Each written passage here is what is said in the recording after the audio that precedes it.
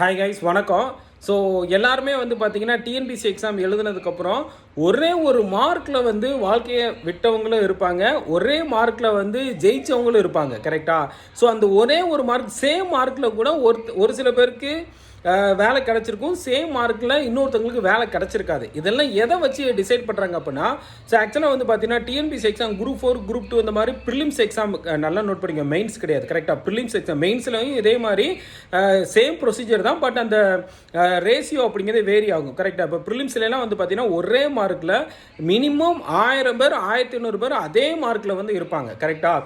அதே மாதிரி மெயின்ஸை பொறுத்தவரை ஒரே மார்க்கில் வந்து ஒரு 100 கணக்கான பேர் தான் இருப்பாங்களே தவிர ஆயிரக்கணக்கான பேர் இருக்குமா? ஏன்னா எழுதுறதே கம்மி தான். கரெக்டாக? மெயின்ஸை பொறுத்தவரை இந்த மாதிரி ஒரே மார்க் இருக்கும்போது எதை அவங்க வந்து எடுத்துப்பாங்க அப்படின்னு கேட்டிங்கன்னா, ஃபார் எக்ஸாம்பிள் இப்போ நம்ம ஐபிஎல்லாம் வந்து பார்த்தீங்கன்னா இப்போ பாருங்களேன், ஆல்மோஸ்ட் டாப் 3 டீம் வந்து பார்த்தீங்கன்னா கன்ஃபார்ம் ஆயிடுச்சு பிளே ஆஃபுக்கு. ஆனால் இந்த 4th பிளேஸ்க்கு வந்து பார்த்தீங்கன்னா ஒரு 4 டீம் வந்து போட்டி போடுறாங்க, 6 அப்படின்னு. இந்த மாதிரி எல்லாருமே ஒரே மாதிரி இருக்கும்போது நெட் ரன் ரேட் வந்து என்ன அப்படி சொல்லிட்டு எடுத்துப்பாங்க பார்த்தீங்களா? அந்த மாதிரி டிஎன்பிசி எக்ஸாமில் சேம் மார்க் இருக்கும்போது எல்லாருக்குமே வந்து ஏஜை வந்து கால்குலேட் பண்ணுவாங்க. கரெக்டாக? ஸோ ஏஜ் யார் வந்து மூத்தவங்களாக இருக்காங்களோ அவங்களுக்கு ஃபஸ்ட்டு ப்ரிஃபரன்ஸ் கொடுப்பாங்க ஒரே மார்க் இருந்துச்சு அப்படின்னா.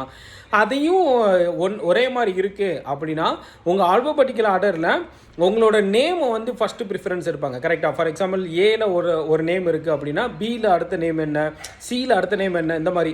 இது எப்போது ஃபஸ்ட்டு ப்ரிஃபரன்ஸ் வந்து ஏஜ், ரெண்டாவது ப்ரிஃபரன்ஸ் வந்து நேமு ஆல்பபெட்டிக்கல் ஆர்டர், மூணாவது ப்ரிஃபரன்ஸ் என்ன தெரியுமா?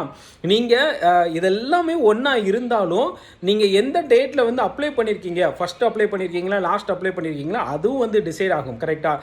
மேக்ஸிமம் அவ்வளோ தூரம்லாம் போகாது. ஏஜ்லேயே வந்து எல்லாத்துக்குமே வந்து டிஃப்ரெண்ட் காட்டிடும். அதை வச்சு ரேங்க் லிஸ்ட்டும் பப்ளிஷ் பண்ணிடுவாங்க. கரெக்டாக? நான் இந்த ஐபிஎல்லை வச்சு உங்களுக்கு இந்த ஒரு மார்க்கோட வேல்யூ வந்து புரிய வைக்கலாம் அப்படின்னு நான் ட்ரை பண்ணேன். உங்களுக்கு புரிஞ்சிச்சா என்னென்னு கமெண்ட்டில் பண்ணுங்கள்.